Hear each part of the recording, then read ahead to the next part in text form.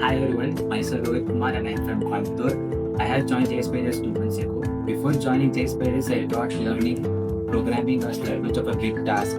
But after joining, I came to know that learning Java is very much easy because of the wonderful training provided by the trainers. And they not only train, they also tell each and everything how it works and why do we use it with the real-time examples.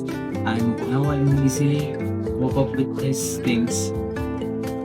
Apart from the training, the motivation provided by the trainers is the thing that helped me most for me to be this level. I was a little bit nervous in public talking, but the presentations I gave here every day, which makes me to improve my communication, and I'm much more comfortable with my communication, much more confident about myself. And after 2 months of training, finally I got placed. Thanks for the help and thanks for the training project by JSpiders and thanks for all the trainers.